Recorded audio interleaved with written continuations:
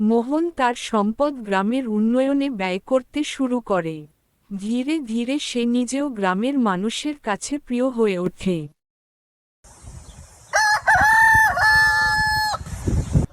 একসময় একটি সুন্দর গ্রাম ছিল। গ্রামের নাম ছিল রসুলপুর। এই গ্রামে দুই ভাই রতন ও মোহন বসবাস করত। তাদের বাবা মা ছোটবেলায় মারা যাওয়ায় তারা একে অপরের উপর নির্ভরশীল হয়ে বড় হয়। রতন ছিল গ্রামের একজন সহজ সরল কৃষক।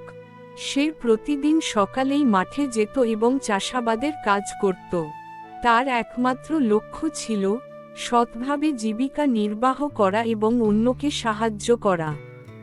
গ্রামের মানুষ তাকে ভালোবাসত তার সহানুভূতি, দয়াশীলতা এবং কঠোর পরিশ্রমের জন্য।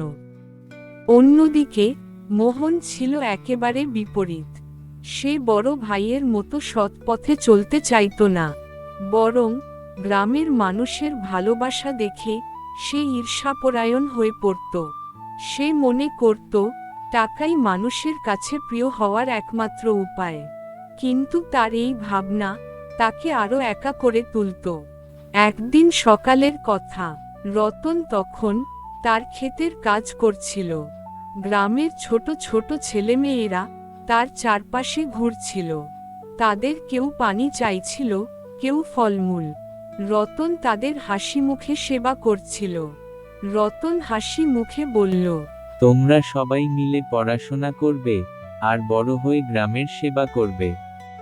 হঠাৎ একটি ছোট মেয়ে জিজ্ঞেস করল, রতন দা, আপনি সব সময় আমাদের সাহায্য করেন, আপনিও কি কখনো সাহায্য চান না?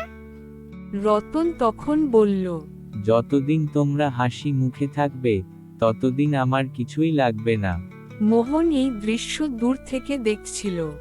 সে রাগে দুঃখে ফুঁসছিল। তার মনে হলো রতন গ্রামের মানুষের মন জয় করে নিচ্ছে, আর সে একদম একা। সেই সন্ধ্যায় মোহন রতনের কাছে গিয়ে বলল, তুই সব সময় সবার প্রিয়, কিন্তু আমি, কেউ আমার নামও মুখে আনে না। এটা ঠিক না মোহন।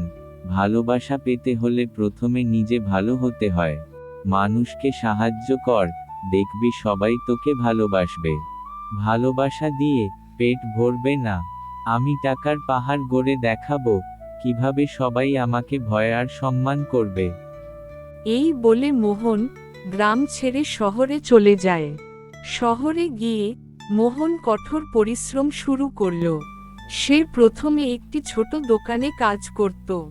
ধীরে ধীরে সে ব্যবসায় সফল হল। তার হাতে টাকা জমতে শুরু করল। কয়েক বছরের মধ্যেই সে বড় ব্যবসায়ী হয়ে উঠল।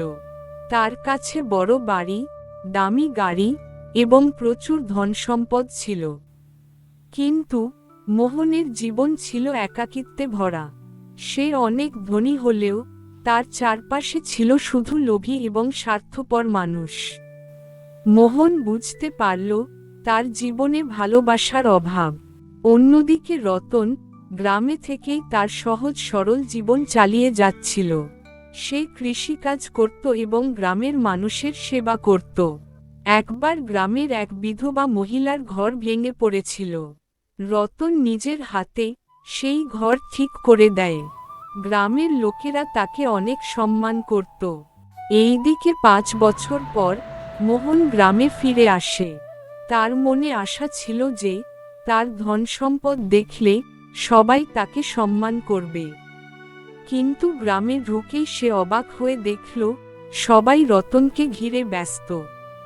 মোহন এক বৃদ্ধের কাছে গিয়ে জিজ্ঞেস করল, রতন কি এমন করেছে যে সবাই তাকে এত ভালোবাসে? কি বলো বাছা, রতন আমাদের শুধু সাহায্য করে না, সে আমাদের আশা দেখায়। তার মতো মানুষই আসল সম্পদ। মোহন এবার রতনের কাছে গিয়ে বলল, তোর এত টাকা নেই, তবুও তুই এত সুখী কেন? রতন হাসি মুখে বলল, সুখ টাকা দিয়ে কেনা যায় না ভাই। মানুষের মন জয় করাই সুখ। মোহন তার ভুল বুঝতে পারে। সে উপলব্ধি করে ভালোবাসা এবং মানবিকতাই জীবনের আসল সম্পদ। মোহন তার সম্পদ গ্রামের উন্নয়নে ব্যয় করতে শুরু করে। ধীরে ধীরে সে নিজেও গ্রামের মানুষের কাছে প্রিয় হয়ে ওঠে। তাহলে আমরা শিখলাম সত্যিকারের সুখ মানুষের প্রতি ভালোবাসা, মানবিকতা এবং সেবা করতে পারায়। টাকা পয়সা জীবনের সব নয়। ছোট্ট বন্ধুরা, আমার এই গল্পটি যদি তোমাদের ভালো লেগে থাকে তাহলে অবশ্যই লাইক এবং সাবস্ক্রাইব করে দিও।